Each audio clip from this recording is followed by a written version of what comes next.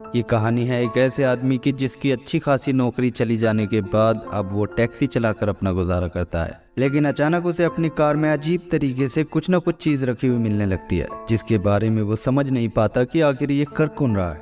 कहानी की शुरुआत में जेफ नाम का ये शख्स आज पहली बार टैक्सी लेकर निकलता है और उसकी सबसे पहली पैसेंजर तो कॉलेज की लड़कियां होती हैं।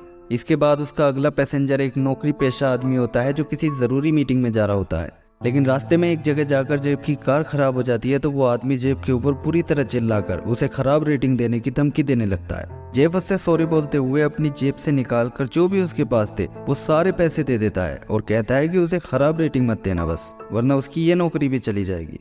तभी फटे हुए कपड़ों में एक भिखारी जो काफी देर से उससे कुछ मिलने की उम्मीद में खड़ा था, जेब उससे धक्का लगवाकर अपनी गाड़ी साइड में लगाता है और उस भिखारी की कुछ मदद करने के लिए जेब में हाथ डालता है, लेकिन अब उसकी जेब में कोई पैसा नहीं बचा था, जिससे वो भिखारी उदास होकर फिर से एक तरफ खड़ा हो जाता है। इसके बाद जेफ अपनी गर्लफ्रेंड समंता को जाकर ये कहानी सुनाता है, जिसके साथ वो एक किराए के अपार्टमेंट में रहता था। वो बताता है कि मैकेनिक ने गाड़ी में पूरे $1000 का खर्चा बताया है, जो उसके बस के बाहर की बात है, इसलिए लगता है कि उसे भी अब सड़कों पर उन भिखारियों के साथ ही रहना पड़ेगा। ये सुनकर समंता मुस्कुराती है और अपनी उंगली में एक चाबी लहरा कर कहती है कि ये उसके एक दोस्त कुमार की गाड़ी की चाबी है, जो 3 महीने की छुट्टी पर इंडिया में अपने घर गया है। ये कहकर कि 3 महीने तक वो जैसे चाहे इस गाड़ी को अपने काम में ले सकती है। ये बात सुनकर जेफ को बड़ी राहत मिलती है और अगले दिन वो कुमार की गाड़ी लेकर काम पर निकल जाता है, जो बहुत अच्छी कंडीशन में होती है।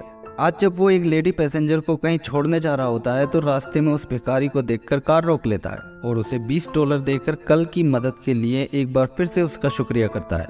इसके बाद अपनी डेस्टिनेशन पर पहुंचकर जब वो लेडी कार से उतरकर जाने लगती है तो जेफ को पैसेंजर सीट पर $100 के 2 नोट पड़े हुए दिखते हैं। वो उस लेडी को आवाज देकर कहता है कि आपके पैसे यहीं रह गए, लेकिन वो लेडी कहती है कि ये उसके पैसे नहीं है। ये कहकर वो चली जाती है और जेफ हैरान होकर सोचता रह जाता है कि आखिर ये पैसे यहाँ आए कहाँ से हैं। वापस आकर वो अपनी गर्लफ्रेंड को भी ये बात बताता है और कहता है कि वो बता नहीं सकता आज वो कितना खुश है, क्योंकि एक लंबे समय से उसका बैड लक चल रहा था और आज पहली बार उसे कोई गुड लक की निशानी मिली है।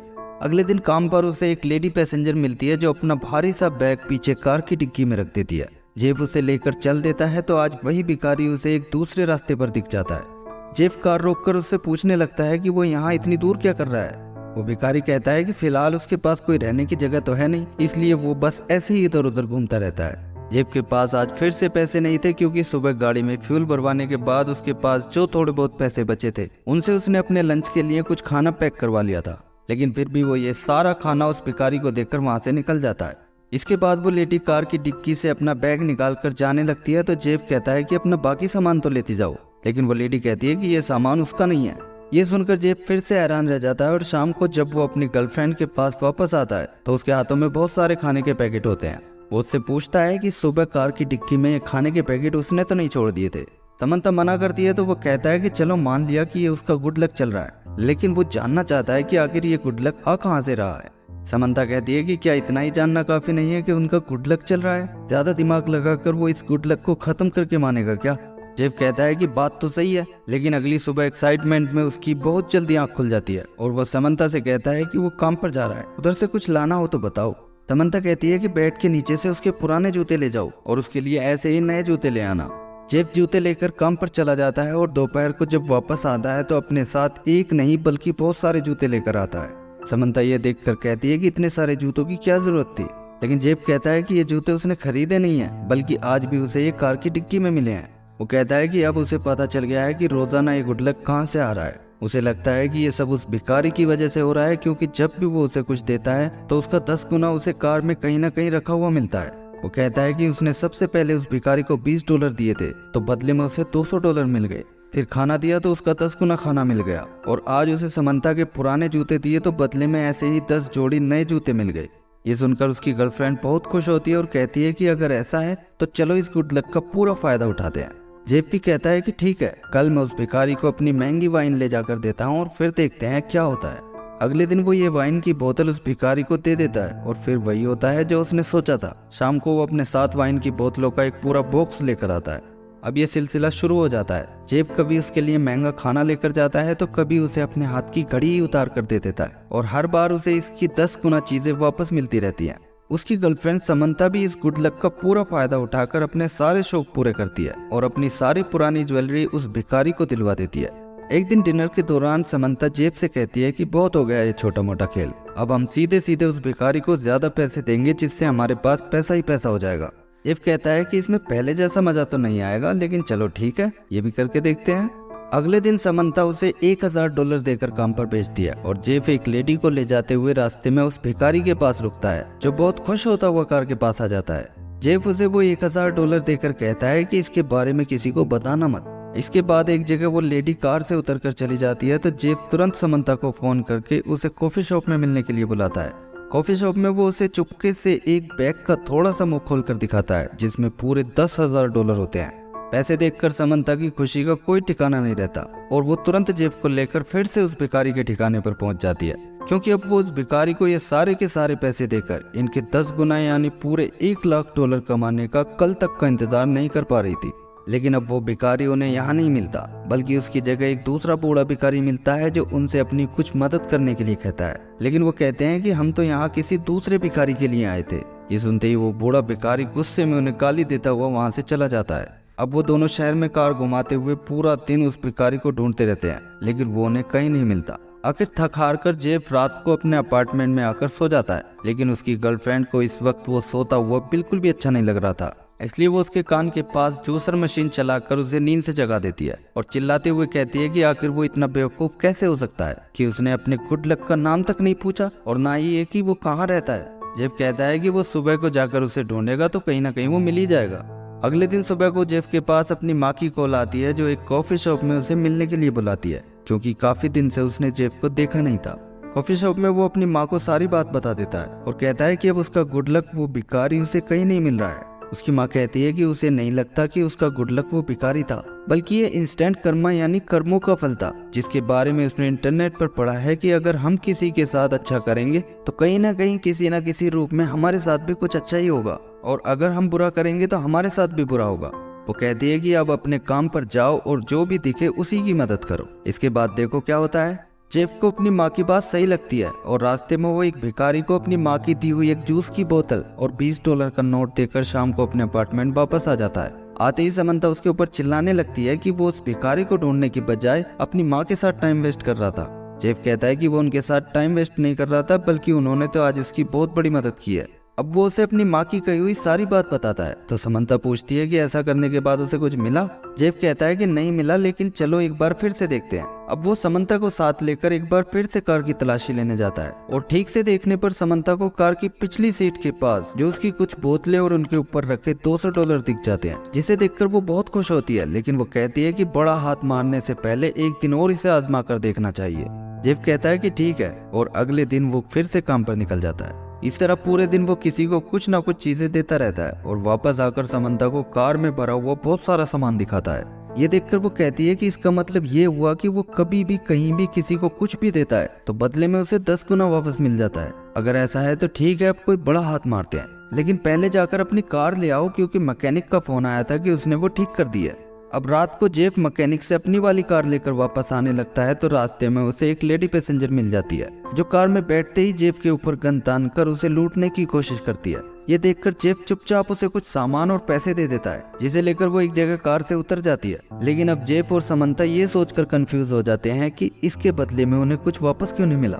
जेफ को लगता है कि शायद ऐसा इसलिए नहीं हुआ क्योंकि उसने उस लेडी को पैसे दिए नहीं थे, बल्कि उस लेडी ने गन पॉइंट पर उससे ये पैसे छीने थे। लेकिन पूरी रात सोचने के बाद अगले दिन वो समंता के सामने शुरू से लेकर अब तक की पूरी कहानी फिर से दोहराता है, जिससे वो एक हैरान करने वाले नतीजे पर पहुंचता है कि ना तो ये उस भिखारी की वजह से हो रहा था और ना ही ये कोई इंस्टेंट कर्मा था, बल्कि ये समंता के उस इंडियन दोस्त कुमार की कार थी, जिसमें बैठकर वो जब भी किसी को कुछ देता था तो उसे उसका 10 गुना कार में ही कहीं पड़ा हुआ मिल जाता था। इस बात को और आजमाने के लिए अब वो फिर से कुमार की कार लेकर ही काम पर जाता है और रास्ते में एक लड़की को कुछ पैसे दे देता है। इसके बाद वापस आकर वो समंता को पैसों से भरा पर्स दिखाता है, जिसका मतलब था कि ये सब कुमार की कार की वजह से ही हो रहा था। ये कंफर्म होने के बाद अब वो काफी सारे पैसे लेकर कुमार की कार से काम पर निकल जाता है। लेकिन रास्ते में आज उसे वही भिखारी दिख जाता है जिसकी उसने सबसे पहले मदद की थी। वो उसे कार में बिठाकर एक अच्छी जगह ले जाता है और पहले उससे उसका नाम पूछता है। वो भिखारी अपना नाम हैरी बताता है और कहता है कि कभी उसके फादर भी उसे ऐसी ही अच्छी जगहों पर घुमाने ले जाया करते थे। जेफ उससे जब पूछता है कि वो इतने दिन से कहाँ था, तो हैरी बताता है कि जिस दिन उसने उसे $1000 दिए थे तो एक दूसरे भिखारी ने सब देख लिया था, जिसके बाद उन्होंने उसे पकड़कर बहुत मारा और उसका सामान पैसे सब उससे छीन कर ले गए। इसलिए इतने दिन से वो सरकारी अस्पताल में भर्ती था। जेफ को ये सुनकर बहुत दुख होता है और अब वो कहता है कि अगर मैं तुम्हें इन सड़कों से उठाकर एक आत्मनिर्भर इंसान बनने में तुम्हारी मदद करूं तो कैसा रहेगा। हैरी उसे हैरान होकर देखने लगता है तो जेफ उसे समझाता है कि मैं तुम्हें एक सस्ती सी रहने की जगह दिलाऊंगा, जिसका 6 महीने का किराया और खर्चे के लिए कुछ पैसे भी दूंगा, और इसके अलावा भी जब तक तुम्हें कोई जॉब नहीं मिल जाती तो फोन करके और मांग लेना। ये कहकर वो उसे नोटों की एक मोटी सी गड्डी देता है जिसमें लगभग 10 से 15,000 डॉलर होंगे। हैरी कहता है कि उसे समझ नहीं आ रहा कि वो क्या कहे, लेकिन वो जेफ से इतना वादा जरूर करता है कि 6 महीने बाद वो उसे एक आत्मनिर्भर इंसान बनकर मिलेगा। हैरी को छोड़कर जेफ समंता के पास जाता है और उसे खुशखबरी सुनाता है कि अब उनके पास पैसे की कोई कमी नहीं है, लेकिन वो कहती है कि इतने से क्या होगा, अभी तो उन्हें करोड़पति बनना है। जेफ कहता है कि ठीक है, लेकिन पहले थोड़ा घूम लेते हैं, थोड़ी शॉपिंग कर लेते हैं। इस बात पर समंता खुश हो जाती है और अब शाम को वो बहुत सारा सामान लेकर अपने अपार्टमेंट वापस लौटते हैं। तभी जेफ के पास अपने एक दोस्त एमिलियो की कॉल आती है, जिसकी माँ काफी वक्त से अस्पताल में भर्ती थी और एक दिन जेफ ने उसे $1000 भी दिए थे, लेकिन इस वक्त उसे अपनी माँ के ऑपरेशन के लिए बहुत सारे पैसों की जरूरत होती है। इसलिए उसका फोन कटने के बाद जेफ समंता से कहता है कि क्यों ना हम एमिलियो की $1 लाख से मदद करें और बदले में हमें पूरे $10 लाख वापस मिल जाएंगे। अब वो तुरंत पैसे लेकर अपने दोस्त के पास जाने लगता है। रास्ते में वो एक पैसेंजर को बिठा लेता है और उसके बड़े से बैग को अपनी कार की डिक्की में डाल देता है। इसके बाद एक जगह रुककर वो अपने दोस्त को $1 लाख दे देता है और आगे उस पैसेंजर को उतारकर उसका बैग देने के लिए डिक्की खोलता है तो देखता है कि इसमें एक जैसे दिखने वाले 2 बैग होते हैं। जेफ समझ जाता है कि काम हो गया है और वो उनमें से एक बैग उस पैसेंजर को दे देता है। इसके बाद वो डिक्की में रखे उस बैग को खोलकर चेक भी करता है और देखता है कि इसमें ऊपर तक पैसा ही पैसा भरा हुआ था। समंता भी पैसों को देखकर उछल पड़ती है और अब वो दोनों जल्दी जल्दी पूरी कार की सफाई कर देते हैं, क्योंकि कल समंता का दोस्त कुमार इंडिया से वापस आने वाला था। वो दोनों खुश थे कि कुमार के आने से पहले ही उन्होंने अपना बड़ा हाथ मार लिया। इसके बाद जब वो अंदर आते हैं तो जेफ के नंबर पर एक अनजान नंबर से कॉल आती है, जो चिल्लाकर कहता है कि जेफ ने चालाकी से उसका बैग बदल दिया जिसमें पूरे $10 लाख थे। दरअसल ये उसका वही पैसेंजर था जो असल में क्लिंट नाम का एक माफिया डॉन होता है। जेफ उसे समझाने की कोशिश करता है कि उसे कोई गलतफहमी हो गई है, लेकिन क्लिंट कहता है कि उसने सीसीटीवी में उसे बैग में पैसे चेक करते हुए भी देखा है, इसलिए अगर वो 2 घंटे के अंदर पैसे लेकर नहीं आया तो वो उसके दोस्त एमिलियो को मार डालेगा, जो इस वक्त उसके कब्जे में है। क्लिंट का फोन करते ही समंता कहती है कि चलो पैसा लेकर भाग चलते हैं, लेकिन जेफ कहता है कि एमिलियो को इस हालत में छोड़कर वो कैसे जा सकते हैं, आखिर वो हमारी वजह से ही तो इस मुसीबत में फंसा है। वो कहता है कि हमें पहले ये समझना होगा कि सब कुछ ठीक ठाक चलते हुए अचानक इतनी बड़ी गड़बड़ी कैसे हो गई, कहीं कार की सफाई करते हुए उनसे इस मैजिक के साथ कोई छेड़छाड़ तो नहीं हो गई। ये सोचते ही वो दौड़ते हुए कार के पास जाते हैं, जहाँ कार के नीचे जेफ को एक छोटा सा स्टैचू पड़ा हुआ मिलता है। वो इसे समंता को दिखाता है तो वो कहती है कि हाँ, ये स्टैचू उसने ही निकाल कर बाहर रखा था। जेफ इसे लेकर अंदर जाता है और इंटरनेट पर सर्च करके देखता है तो पता चलता है कि ये शनि नाम के एक हिंदू देवता की स्टैचू है, जिन्हें कर्म का देवता माना जाता है। शनिदेव के पास किसी को इनाम देना या दंड देना दोनों की पावर होती है। अब जेफ को समझ में आ जाता है कि ये सब इस स्टैचू की वजह से हो रहा था, जिसे कार से निकालते ही वो लोग इतनी बड़ी मुसीबत में फंस गए। अब उसके फोन पर फिर से क्लिंट की कॉल आती है, जो उसे धमकी देकर कहता है कि उसके पास अब सिर्फ 1 घंटा बचा है। जेफ कहता है कि अब तो उसे जाना ही पड़ेगा। ये कहकर वो जाने लगता है, लेकिन समंता कहती है कि वो भी उसके साथ चलेगी। अब वो दोनों कार से क्लिंट के अड्डे पर पहुंच जाते हैं, लेकिन वो पैसे लेकर अंदर नहीं जाते। अंदर जब क्लिंट उन्हें खाली हाथ आता देखता है तो एमिलियो के साथ उन दोनों को भी बांधकर तीनों को जान से मारने की धमकी देने लगता है। क्लिंट की बातों से जेफ को लगता है कि वो पैसे मिलने के बाद भी उन्हें जान से मार देगा, इसलिए जरा सा मौका मिलते ही वो समंता को लेकर यहाँ से भागने की कोशिश करता है। क्लिंट अपने आदमियों के साथ कार का पीछा करता है और आखिरकार रास्ते में एक जगह उन्हें पकड़ लेता है। जेफ के पास अब कोई रास्ता नहीं बचा था, इसलिए वो उसे बता देता है कि पैसों का बैग कार के अंदर ही है।